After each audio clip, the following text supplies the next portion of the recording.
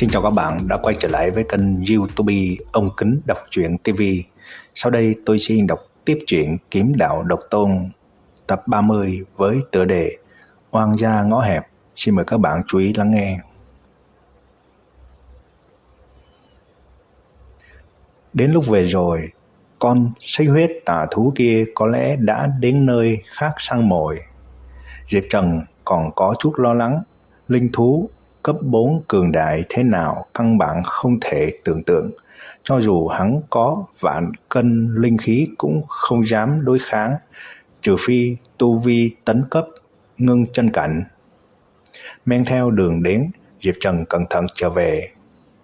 Xa xa có hào quang phóng tới, chính là khe nứt sơn nham. Diệp Trần nín thở, tay nắm chặt chuôi kiếm, nhẹ nhàng đi ra.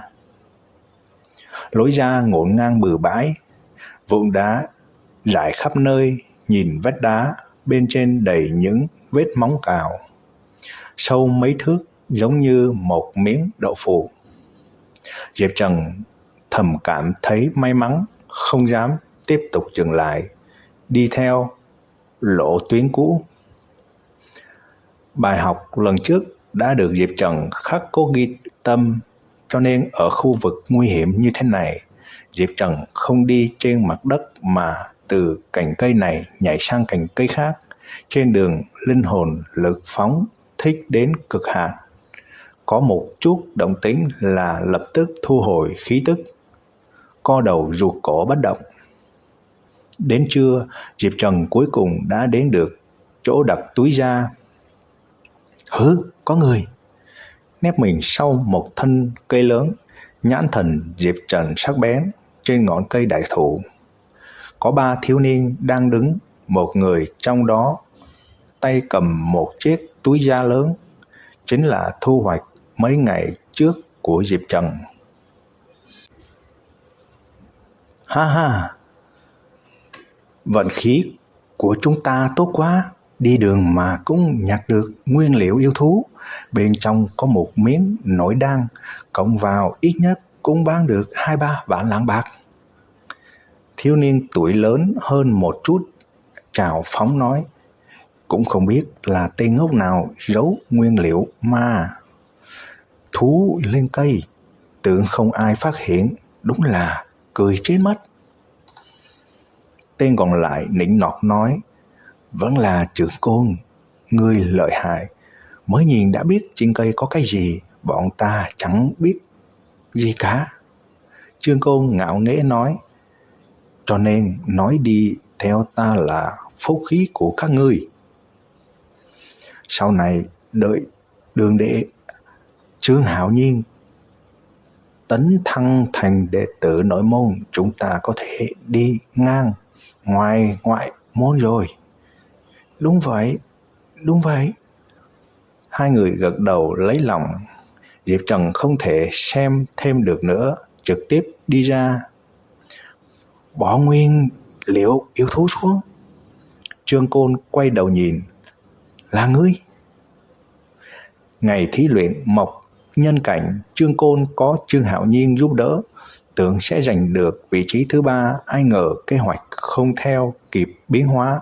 Xuất hiện một Diệp Trần, vị trí thứ 3 bị hắn giành mất, khiến Trương Côn căm tức vô cùng. Trương Côn, tên tiểu tạp chủng này là ai? Hay là để bọn ta dạy cho hắn một bài học, bắt hắn quỳ xuống dập đầu nhận sai?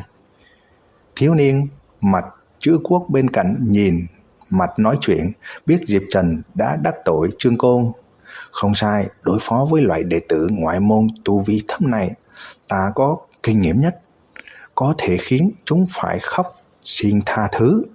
Ê, tiểu tạp chủng, tự mình trèo lên đây. Cậy cảnh giới mình là luyện khí cảnh tầng thứ 9, thiếu niên căn bản không coi Diệp Trần ra gì, mặt đầy vẻ khinh bỉ. Trương Côn nhe răng cười nói, hắn đắc tội đường đệ ta, khẳng định không có kết cục tốt đẹp, nhưng bây giờ có thể làm nhục hắn một phen, cho hắn biết thế nào là trời cao đất dày. Diệp Trần lạnh nhạt nói, mấy người các ngươi, nói xong chưa? Bỏ nguyên liệu yêu thú xuống, mỗi người tự tát mình 10 cái, nếu không đừng hòng rời khỏi đây. Cái gì? Nghe Diệp Trần nói, sắc mặt ba người Trương Côn vụt biến. Bọn chúng không phải chưa từng gặp người càn quấy, nhưng người càn quấy có tu vi thấp hơn thì chưa từng gặp. Tên Diệp Trần này đúng là muốn chết. Trong lúc phẫn nộ trùng gan, cả ba người đột nhiên nảy sinh ý muốn giết người diệt khẩu. Ngươi nói lại lần nữa. Trương Côn không hề che giấu sát cơ trong mắt, điềm nhiên nói, bây giờ dập đầu nhận sai cũng không kịp nữa rồi. Phí lời nói với hắn làm gì? Tiểu tạp chủng chết đi. Thiếu niên mặt chữ quốc tiến lên trước một bước, xòe tay định đánh vào mặt Diệp Trần. Một chưởng này nếu như trúng mục tiêu, Diệp Trần dù không chết thì cũng bị hủy dung nhan, thủ đoạn quá tàn độc. Không biết chết sống.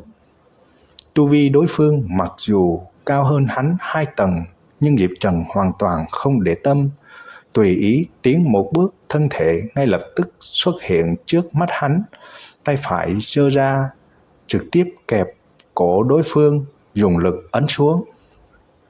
Âm âm, mặt đất bị nện thành một cái hố nông. Thiếu niên mặc chữ quốc đầu luống sâu nửa thước, sống chết không biết thế nào. Tạp chủng, người dám xuất thủ, cho ngươi chết. Trương Côn và thiếu niên khác giật mình, vội vàng phát động công kích, thi triển ra rất nhiều võ kỹ đắc ý. Vô cực tán thủ, băng vân trượng. Diệp Trần đối diện với công kích mãnh liệt của hai người, chân hơi động, lớp đất cứng lập tức bị giẫm nát, nâng khí thế trên người lên vô hạn, thân hình bất động, hai đấm nghênh đón. Binh binh. Chuyện gì vậy? Hắn rõ ràng là luyện khí cảnh tầng thứ 7 mà.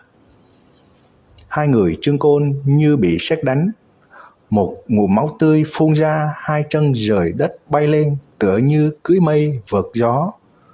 Người còn lơ lửng giữa không trung, mặt Trương Côn ánh lên một tia độc ác, vung tay phóng ra một đường hắc mang. Đi chết đi, xuống địa ngục, đừng quên là Trương Côn ta giết ngươi. Siêu. Hắc mang là một cây tôi độc liễu diệp tiêu, tốc độ cực nhanh, giống như vừa mới bắn ra đã đến trước mặt Diệp Trần. Tử quang nơi đầu tiêu lập lòe.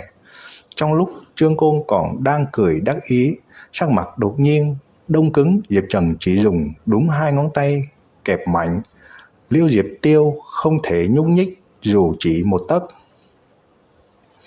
Không thể nào, ám khí thủ pháp của ta, ngay cả võ giả luyện khí cảnh tầng thứ 10 cũng không đỡ được. Chân lảo đảo đạp đất, Trương Côn mặt nửa phẫn nộ nửa hoảng sợ. Diệp Trần chẳng buồn giải thích, dung tay ném liễu diệp tiêu ngược trở lại. Hy vọng trên người ngươi có thuốc giải. Phục một tiếng, liễu diệp tiêu cắm sâu vào cánh tay của Trương Côn, độc tố xâm nhập nhanh chóng. Đồ khốn, ta muốn cả nhà ngươi chết hết. Đường để ta sẽ không bỏ qua cho ngươi đâu. Tốc độ trên liễu diệp tiêu là ngũ bộ xà độc. Võ giả luyện khí cảnh chúng phải tất chết. Võ giả ngưng chân cảnh cũng chưa chắc giải được. Uy lực thế nào Trương Côn đương nhiên biết. Thấy mình trúng độc, Trương Côn mắc như đất chết, sợ không kịp giải độc phát công tâm, đâu dám chậm trễ. Hoảng hốt lôi từ ngực áo ra một bình thuốc giải, rút nắp dốc ngược cả bình vào vết thương. Diệp Trần hận nhất kẻ nào sỉ nhục cả nhà hắn, nổi giận, kim nhãn công thi triển đến cực hạn, hóa thành một làn khói xanh lướt đi, thuận thế kích sát Trương Côn. Đúng lúc này một tiếng quá lạnh truyền ra, cút về. Một đường thân ảnh đột nhiên xuất hiện, chặn đứng trước người Trương Côn. Các bạn vừa nghe xong truyện Kiếm Đạo Độc Tôn tập 30 với tựa đề Oan gia ngõ hẹp. Ở video tiếp theo tôi xin đọc tiếp chuyện Kiếm Đạo Độc Tôn tập 31 với tựa đề Dung Nhập. Xin mời các bạn chú ý theo dõi. Xin chào và hẹn gặp lại các bạn.